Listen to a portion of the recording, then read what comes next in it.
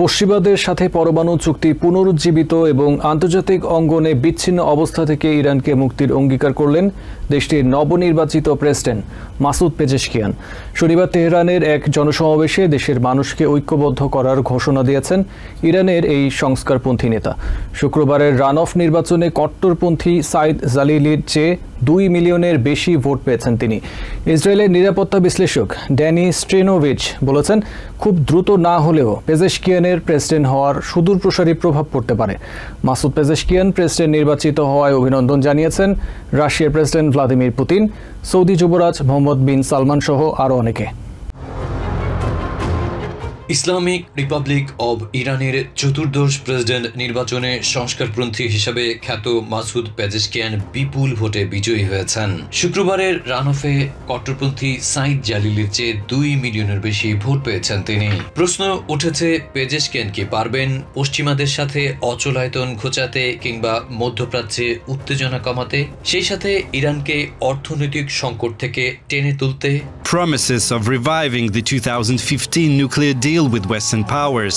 শনিবার তেহরানে সমর্থকদের উদ্দেশ্যে বিজয়ী ভাষণে আসার কথা শোনালেন নবনির্বাচিত প্রেসিডেন্ট মাসুদ। জানালেন, পশ্চিমাদের সাথে অচল অবস্থায় থাকা পরমাণু চুক্তি পুনরুজ্জীবিত এবং ইরানকে বিচ্ছিন্ন অবস্থা থেকে মুক্ত করার আপ্রাণ চেষ্টা চালাবেন তিনি।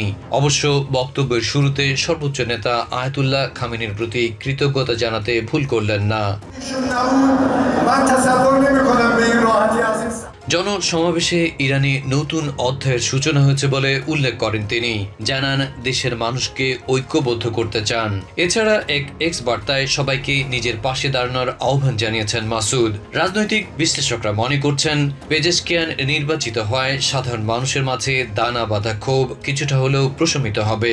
This is a very angry population. We need to do something. We need to create political space. He wanted to see Iran more engaged with the world. দেশটির সাধারণ মানুষও আশা করছেন কিছুটা উদারপন্থী একজন ব্যক্তি প্রেসিডেন্ট নির্বাচিত হয় পশ্চিমা নিষেধাজ্ঞা উঠে যেতে পারে, বাড়তে পারে কর্মসংস্থান, মূল্যস্ফীতির জাতাকল থেকে বেরিয়ে আসার সুযোগও মিলতে পারে। Honestly speaking, I just hope the prices go down and jobs are easily found for young people. With Pezeshkian, the sanctions will likely be lifted, and that's very good. ইরানের চির বৈরী প্রতিপক্ষ ইসরায়েলের নিরাপত্তা বিশ্লেষক ড্যানি স্ট্রেনোভিচ সংস্কারপন্থী পেজেশকিয়ানের নির্বাচিত হওয়ার প্রতিক্রিয়ায় বলেছেন, খুব দ্রুত না হলেও সুদূর প্রসারী প্রভাব পড়তে পারে যদি তেহরান পশ্চিমাদের সঙ্গে সম্পর্ক স্বাভাবিক করতে আগ্রহী হয়। The foreign minister of Iran, they both will try to reach an agreement. আর হামাস এবং হিজবুল্লাহর সাথে দেশটির কৌশলগত সম্পর্কে নাটকীয় কোনো পরিবর্তন আশা করছেন না ড্যানি। তার মতে, সুপ্রিম লিডার আয়াতুল্লাহ খামেনির ক্ষমতার বলয়ে থাকা কুদস ফোর্সের নির্দেশে উপসাগরীয় অঞ্চলের সশস্ত্র সংগঠনগুলোর মদত দেওয়া হয়। Those things are being called by the supreme leader with the help of Quds Force and Da'ash. Deutsche ভেলের রাজনৈতিক বিশ্লেষক ইয়ালদা জারবাস মাসুদকে তথাকথিত সংস্কারপন্থী হিসেবে উল্লেখ করলেন। বললেন, প্রথম থেকেই খামেনি পেজেশকিয়ানের পক্ষে ছিলেন এবং চাচ্ছিলেন তিনি নির্বাচিত হোক, কারণ আয়াতুল্লাহ অর্থনৈতিক টানাপোড়েন থেকে ইরানকে টেনে তুলতে পশ্চিমাদের সাথে স্বাভাবিক সম্পর্ক গড়ার কৌশল বেছে নিয়েছেন। The supreme leader Khamenei actually Pezeshkian was his first choice. সাবেক প্রেসিডেন্ট খাতামির আমলে স্বাস্থ্যমন্ত্রীর দায়িত্ব পালন করেছেন। তেমন জনপ্রিয় কিংবা চেনামুখ নয়, মূলত একজন কার্ডিয়াক সার্জন অর্থাৎ হার্টের চিকিৎসক মাসুদ। সে কারণেই হয়তো মেডিকেল ছাত্র অবস্থায় ভালোবেসে বিয়ে করা স্ত্রীর মৃত্যু আজও তাকে কাঁদায়। প্রায় 30 বছর আগে সড়ক দুর্ঘটনায় ছোট ছেলে সহ চিকিৎসক স্ত্রী মারা যান। এরপর আর বিয়ে করেননি। 3 ছেলে মেয়েকে পিতা মাতার আদরে মানুষ করেছেন। মেয়ে যারা প্রচারণার পুরোটা সময় বাবা মাসুদের পাশে ছিলেন। এসব বিবেচনায় ইরানের সাধারণ মানুষের প্রত্যাশার পারদটাও পেজেশকিয়ানকে ঘিরে অনেক উঁচু। এখন দেখার বিষয় তার কতটা পূরণ করতে পারেন তিনি। রান অফ নির্বাচনে জয় পেয়ে ইরানের প্রেসিডেন্ট হলেন সংস্কারপন্থী মাসুদ পেজেশকিয়ান। সামাজিক ন্যায় বিচার, বিশ্ব রাজনীতি, নারী পুরুষ বৈষম্য কমানো সহ নানা রকম বিষয়ে নতুন ভাবনার কারণে তাকে বেছে নিয়েছেন ইরানিয়ানরা। তবে বিশ্লেষকদের অনেকেই বলছেন, সংস্কারপন্থী হিসেবে জয় পেলেও যে কোনো সিদ্ধান্তে ইরানের সর্বোচ্চ নেতার প্রভাবে তেমন কিছু করা সম্ভব নয়। প্রেসিডেন্ট পদে নির্বাচনের জন্য সংস্কারপন্থী হিসেবে একমাত্র মাসুদ পেজেশকিয়ানকেই অনুমতি দেয় ইরানের গার্ডিয়ান কাউন্সিল। প্রথম দফা নির্বাচনে কোনো প্রেসিডেন্ট প্রার্থী 50% ভোট না পাওয়ায় রান অফে গড়ায় নির্বাচনটি। শুক্রবার অনুষ্ঠিত রান অফে সংস্কারপন্থী মাসুদ পেজেশকিয়ান পেয়েছেন 53.7, তার প্রতিদ্বন্দ্বী প্রার্থী সাইদ জালিলি পেয়েছেন 44.3% vote. Mr. Masoud Pezeshkian is introduced as the elected president. এদিকে প্রথম দফা নির্বাচনে ভোটার উপস্থিতি রেকর্ড সংখ্যক কম ছিল। রান অফ নির্বাচনে সবচেয়ে বড় চ্যালেঞ্জ ছিল ভোটার উপস্থিতি বাড়ানো। প্রায় 50% ভোটার ভোট দিয়েছেন এই নির্বাচনে মাসুদ পেজেশকিয়ান পেয়েছেন 16 মিলিয়ন ভোট। প্রতিদ্বন্দ্বী প্রার্থী সাইদ জালিলি পেয়েছেন 13.5 মিলিয়ন ভোট। ভোটাররা মনে করেন যারা সামাজিক ন্যায় বিচার কিংবা মুক্ত মতের আকাঙ্ক্ষা রাখে তাদের প্রতিনিধিত্ব করবেন পেজেশকিয়ান। ইরানের পুলিশ নীতির সবচেয়ে বড় সমালোচক ছিলেন পেজেশকিয়ান। এছাড়া নারী পুরুষ সমতা, সামাজিক ন্যায় বিচারের সংবেদনশীলতার জন্য নজর কেড়েছিলেন তিনি। নির্বাচনে তার জয় নিশ্চিত হওয়ার পর তেহরানের রাস্তায় নেমে আসে তরুণ সমর্থকরা। নেচে গেয়ে, হর্ন বাজিয়ে, সবুজ পতাকা নেড়ে, গাড়ি চালিয়ে আনন্দ করতে দেখা গেছে তাদের। 2022 সালে হিজাব পরা নিয়ে পুলিশ হেফাজতে মাসা আমিনির মৃত্যুর পর ইরানিদের ভোটের আগ্রহ কমে যায়। তারা মনে করেন কট্টরপন্থী, সংস্কারপন্থী কারো মাধ্যমেই ইরানের কোনো পরিবর্তন আসবে না। ভোট না দেয়া তাদের এক ধরনের নীরব প্রতিবাদ। এরপরও অনেকেই পেজেশকিয়ানের সংস্কার পন্থায় আশা দেখেছেন। বিভিন্ন জরিপ বলছে প্রথম দফায় যারা ভোট দেননি তাদের বড় একটি অংশ জালিলির প্রেসিডেন্ট হওয়া ঠেকাতে দ্বিতীয় দফায় পেজেশকিয়ানকে ভোট দিতে উৎসাহী হয়ে ওঠেন। ফলে ভোটার উপস্থিতি প্রথম দফার চেয়ে প্রায় 10% বেড়ে যায়। কট্টরপন্থী জালিলিকে অন্তত 3 মিলিয়ন ভোটে হারিয়েছেন পেজেশকিয়ান। পর্যাপ্ত ভোটার উপস্থিতি পেজেশকিয়ানের জয়ের পথে বড় ভূমিকা রেখেছে বলে মনে করছেন বিশ্লেষকরা। 2 দশক পর দ্বিতীয় সংস্কারপন্থী প্রেসিডেন্ট হিসেবে নির্বাচিত হলেন পেজেশকিয়ান।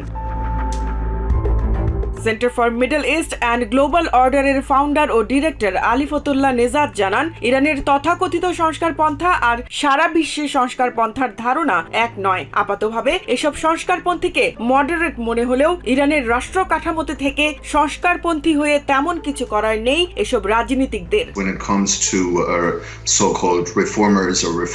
নেজাদ আরও বলেন, ইরানের সর্বোচ্চ ধর্মীয় নেতার প্রতি অনুগত এসব কট্টরপন্থী এবং সংস্কারপন্থীরাও পেজেশকিয়ানও তাদেরই একজন। যে কারণে নির্বাচনে পেজেশকিয়ান যে প্রতিশ্রুতিই দিক না কেন তা আরো বেশি বিতর্কিত হবে, কারণ কোন ধরনের পরিবর্তনের ক্ষেত্রে একক সিদ্ধান্তে কিছু করার ক্ষমতা নেই তার।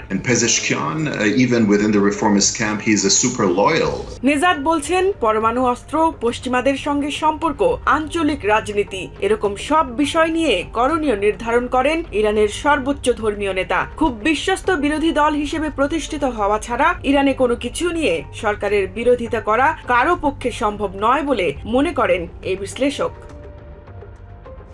ইরানের নতুন প্রেসিডেন্ট নির্বাচিত হওয়ায় মাসুদ পেজেশকিয়ানকে অভিনন্দন জানিয়েছেন বিশ্বের বিভিন্ন দেশের সরকার ও রাষ্ট্রপ্রধানরা। শনিবার দেশটির রান অফ নির্বাচনে ভোটের ফলাফল প্রকাশ হওয়ার পরপরই তাকে অভিনন্দন জানাতে শুরু করেন তারা। রাশিয়ার প্রেসিডেন্ট ভ্লাদিমির পুতিন পেজেশকিয়ানকে অভিনন্দন জানিয়ে বলেছেন, পেজেশকিয়ানের জয় রাশিয়া ইরান সম্পর্কের ক্ষেত্রে অবদান রাখবে। সৌদি বাদশাহ সালমান এবং ক্রাউন প্রিন্সও পেজেশকিয়ানকে অভিনন্দন জানিয়েছেন। এছাড়া অভিনন্দন জানিয়েছেন ভেনেজুয়েলা, পাকিস্তান, আজারবাইজান, চায়না এবং ভারতের রাষ্ট্রপ্রধানরা। গাজায় যুদ্ধবিরতির দাবিতে লন্ডনে বিক্ষোভ মিছিল করেছে প্যালেস্টাইনপন্থী হাজারো মানুষ। দেশটির সাধারণ নির্বাচনের পর এটাই এই ধরনের প্রথম বিক্ষোভ। শনিবার সেন্ট্রাল লন্ডনের রাসেল স্কোয়ার থেকে শুরু হওয়া বিক্ষোভ মিছিলটি বিভিন্ন সড়ক ঘুরে পোর্ট কলেজ হাউসে গিয়ে শেষ হয়। এ সময় বিক্ষোভকারীরা গাজায় যুদ্ধবিরতি এবং প্যালেস্টাইনকে স্বাধীন রাষ্ট্র হিসেবে স্বীকৃতি দিয়ে নির্বাচনী ইশতেহার পূরণ করতে নবনির্বাচিত প্রধানমন্ত্রী স্যার কিয়ার স্টারমারের প্রতি আহ্বান জানান। এদিকে গাজায় যুদ্ধবিরতির প্রস্তাব নিয়ে আলোচনার অগ্রগতির মাঝেও সেখানে হামলা অব্যাহত রেখেছে ইসরায়েল। গত কয়েক মাস ধরেই লন্ডনের রাজপথে শুনতে পাওয়া যায় এই স্লোগান, কিন্তু সাধারণ নির্বাচনের পর এটি প্রথম বিক্ষোভ মিছিল প্যালেস্টাইনপন্থীদের। বিক্ষোভকারীদের দাবি নতুন সরকার যেন গাজায় যুদ্ধবিরতি কার্যকর করতে দ্রুত পদক্ষেপ নেয়, সেই সাথে প্যালেস্টাইনকে স্বাধীন রাষ্ট্র হিসেবে স্বীকৃতি দিয়ে নবনির্বাচিত প্রধানমন্ত্রী কিয়ার স্টারমার তার নির্বাচনী ইশতেহার পূরণ করেন।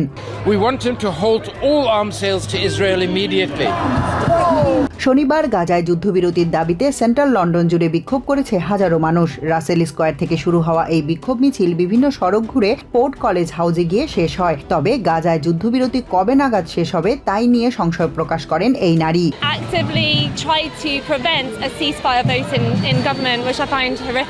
এদিকে ক্ষমতা গ্রহণের পর লেবার পার্টি তার নির্বাচনী প্রতিশ্রুতি কতটুকু রক্ষা করবেন তাই এখন দেখার বিষয়, কারণ গাজার বিষয়ে কনজারভেটিভ পার্টির মনোভাবের সাথে খুব একটা পার্থক্য নেই লেবার পার্টির, এমনটাই জানিয়েছিলেন দলের কর্তা ব্যক্তিরা। তাই কবে নাগাদ প্যালেস্টাইনকে স্বাধীন রাষ্ট্রের স্বীকৃতি দিবে তারা তাও স্পষ্ট করেনি এই পার্টি।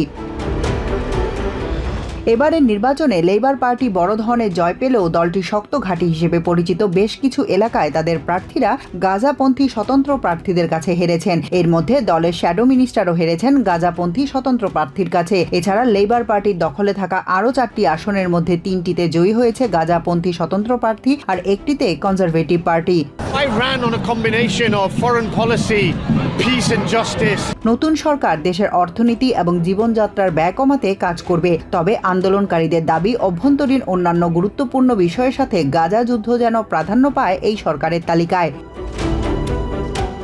এদিকে গাজায় পর্যায়ক্রমে যুদ্ধবিরতি নিয়ে আমেরিকা সমর্থিত একটি প্রস্তাবে প্রাথমিকভাবে সমর্থন জানিয়েছে হামাস, ফলে নতুন করে আশা জেগেছে যুদ্ধবিরতি নিয়ে। শনিবার ইজিপ্টের এক কর্মকর্তা একথা জানিয়েছেন। অন্যদিকে শুক্রবার রাতে গাজা উপত্যকায় জাতিসংঘ পরিচালিত একটি স্কুলে বোমা হামলা চালিয়েছে ইসরায়েল। এতে নিহত হয়েছে অন্তত 16 জন। চলমান যুদ্ধের এই সময়টাতে ওই স্কুলটি আশ্রয় কেন্দ্র হিসেবে ব্যবহার হয়ে আসছিল। গাজার স্বাস্থ্য মন্ত্রণালয় বলছে নিহতদের বেশিরভাগই নারী ও শিশু। গত 9 মাস ধরে চলা এই যুদ্ধে এখন পর্যন্ত 38,000-এরও বেশি প্যালেস্টাইনিয়ান নিহত হয়েছে। হামাসের হাতে জিম্মি রয়েছে 120 জন ইসরায়েলি। সাম্প্রতিক এক জরিপ বলছে গাজায় যুদ্ধবিরতি চায় ইসরায়েলের 60% জনগণ। এছাড়া সামরিক বাহিনীর শীর্ষ কর্মকর্তারাও যুদ্ধবিরতির পক্ষে। আর এ নিয়ে প্রধানমন্ত্রী বেঞ্জামিন নেতানিয়াহুর সাথে তাদের তিক্ততা বেড়েই চলেছে। গাজার বিভিন্ন জায়গায় ইসরায়েলি হামলায় 5 সাংবাদিক সহ অন্তত 29 জন নিহত হয়েছে। গাজার স্বাস্থ্য মন্ত্রণালয় নিহত 5 সাংবাদিকের পরিচয় প্রকাশ করে বিষয়টি নিশ্চিত করেছে। জানিয়েছে নিহত 5 জন সাংবাদিকই প্যালেস্টিনিয়ান। এদিকে গত 48 ঘণ্টায় গাজায় ইসরায়েলি বাহিনী অন্তত 87 প্যালেস্টিনিয়ানকে হত্যা করেছে বলে পৃথক এক বিবৃতিতে জানিয়েছে মন্ত্রণালয়টি। গাজায় ইসরায়েলি বাহিনীর বোমা ও বিমান হামলায় গত 24 ঘণ্টায় 5 সাংবাদিক সহ অন্তত 29 জন নিহত হয়েছেন। নিহত 5 জন সাংবাদিকই প্যালেস্টিনিয়ান। স্বাস্থ্য মন্ত্রণালয় জানিয়েছে নুসাইরাত শরণার্থী শিবিরে 3 জন ও গাজা সিটিতে 2 জন সাংবাদিক নিহত হন। গাজার সরকারি সংবাদ মাধ্যম জানিয়েছে গত 7 অক্টোবর থেকে এখন পর্যন্ত 158 জন সাংবাদিক ইসরায়েলি হামলায় নিহত হয়েছেন। ইসরায়েলি অপরাধ যাতে প্রকাশ না পায় সেজন্য প্যালেস্টাইনে সাংবাদিকদের বেছে বেছে হত্যা করছে আইডিএফ সেনারা। নিহতরা হলেন প্যালেস্টাইন মিডিয়া এজেন্সির আহমেদ জাহাজু ও রিস্ক আবু আশকিয়ান, গাজার ইসলামিক ইউনিভার্সিটি রেডিওর Wafa Abu Dabban, Deep Shot media production কোম্পানির সাদি মাদুক ও আহমেদ সুক্কার। জাহাজু ও আবু দাব্বান ছিলেন স্বামী স্ত্রী। এই হামলায় তাদের সন্তানরাও নিহত হন। এদিকে সৌদি আরবের সীমান্তবর্তী রাফার পশ্চিমাঞ্চলে ইসরায়েলের বোমা হামলায় প্যালেস্টাইনের 6 পুলিশ সদস্য নিহত হয়েছেন। প্যালেস্টাইনের তথ্য মন্ত্রণালয় এ তথ্য জানিয়েছে। 1992 সাল থেকে বিশ্বজুড়ে সাংবাদিক হত্যার তথ্য নথিভুক্ত করে আসছে নিউ ইয়র্ক ভিত্তিক সংস্থা international committee to protect journalist. সংস্থাটি জানিয়েছে ওই সময় থেকে এখন পর্যন্ত পৃথিবীতে যত সংঘাত হয়েছে, গাজার যুদ্ধ সাংবাদিকদের জন্য সবচেয়ে রক্তক্ষয়ী হিসেবে আবির্ভূত হয়েছে। ওয়াশিংটন ভিত্তিক সংস্থা ইন্টারন্যাশনাল সেন্টার ফর জার্নালিস্ট নিহত সাংবাদিকদের মৃত্যুর কারণ অনুসন্ধানের দাবি জানিয়েছে। পাশাপাশি সংবাদকর্মীদের হত্যা বন্ধে ইসরায়েলের প্রতি আহ্বান জানিয়েছে তারা। অবৈধ অভিবাসীদের রুয়ান্ডায় পাঠানোর বিতর্কিত পরিকল্পনা বাতিল করলেন ব্রিটেনের নতুন প্রধানমন্ত্রী কিয়ার স্টারমার। শনিবার লন্ডনের 10th ডাউনিং স্ট্রিটে এক সংবাদ সম্মেলনে তিনি এই কথা জানান। স্টারমার আরও বলেন তার সরকারের প্রথম লক্ষ্য দেশের অর্থনৈতিক প্রবৃদ্ধি। একই সাথে দেশের মানুষের প্রত্যাশা অনুযায়ী পদক্ষেপ নেওয়ার প্রতিশ্রুতিও দেন ব্রিটেনের নতুন প্রধানমন্ত্রী। ব্রিটেনের নবনির্বাচিত প্রধানমন্ত্রী কিয়ার স্টারমার শনিবার লন্ডনের 10th ডাউনিং স্ট্রিটে সংবাদ সম্মেলনে বলেন তার সরকার দেশের মানুষের প্রত্যাশা অনুযায়ী পদক্ষেপ নেবে, কারণ জনগণ তাদের উপর আস্থা রেখেছে। The mood of the nation, of the country, what is expected of us. 20 বছরেরও বেশি সময় পর বৃহস্পতিবারের নির্বাচনে স্কটল্যান্ড, ইংল্যান্ড, ওয়েলস সহ পুরো ব্রিটেনে সংখ্যাগরিষ্ঠতা পেয়েছে labour party. We have a majority in England, in Scotland, and in Wales. রবিবার থেকে দেশের 4টি অঞ্চলের উদ্দেশ্যে সফর শুরু করবেন নতুন প্রধানমন্ত্রী স্টারমার। প্রথমে যাবেন স্কটল্যান্ড, সেখান থেকে নর্দার্ন আয়ারল্যান্ড, এরপর ওয়েলস সফর করে তিনি ইংল্যান্ডে ফিরবেন।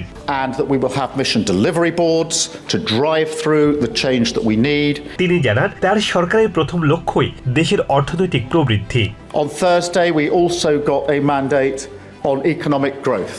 নেটো শীর্ষ সম্মেলনে অংশ নিতে মঙ্গলবার ওয়াশিংটনে যাবেন তিনি। প্রধানমন্ত্রী হিসেবে এটি হবে তার প্রথম বিদেশ সফর। এছাড়া আন্তর্জাতিক সম্পর্ক দৃঢ় করতে ইতোমধ্যেই কয়েকটি দেশের নেতাদের সাথে কথা বলেছেন ব্রিটেনের নতুন প্রধানমন্ত্রী। Later on Tuesday I shall set off to Washington for the NATO summit. ইউক্রেনে চলমান সংকটে কিয়েভের প্রতি তাদের সমর্থন অব্যাহত থাকবে বলে দেশটির প্রধানমন্ত্রী ভলোদিমির জেলেনস্কিকে আশ্বস্ত করেছেন Starmer. That we will have in this country and with our allies towards Ukraine. এক প্রশ্নের জবাবে স্টারমার বলেন, রুয়ান্ডা পরিকল্পনা শুরু হওয়ার আগেই ব্যর্থ হয়েছিল। যে পরিকল্পনা কাজের নয় তিনি সেটা চালিয়ে যেতে চান না। সে কারণে রুয়ান্ডায় অবৈধ অভিবাসন প্রত্যাশীদের নির্বাসনে পাঠাতে কনজারভেটিভ সরকারের পরিকল্পনা বাতিল করার সিদ্ধান্ত নিয়েছে তার সরকার। The Rwanda scheme was dead and buried before it started. It's never been a deterrent. গত বৃহস্পতিবার ব্রিটেনে কনজারভেটিভ পার্টির দীর্ঘ 14 বছরের শাসনের অবসান ঘটে। বিপুল সংখ্যা গরিষ্ঠতা নিয়ে ক্ষমতায় আসে কিয়ার স্টারমারের নেতৃত্বাধীন লেবার পার্টি। পরদিনই মন্ত্রিসভা গঠন করেন স্টারমার।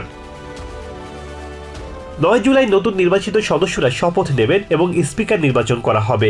17 জুলাই রাজা তৃতীয় চার্লসের উদ্বোধনী ভাষণের মাধ্যমে শুরু হবে ব্রিটেনের নতুন সরকারের আনুষ্ঠানিক যাত্রা। নিউ ইয়র্ক থেকে সম্প্রচারিত TVN 24 টেলিভিশন বিশ্বজুড়ে বাঙালির কণ্ঠস্বর।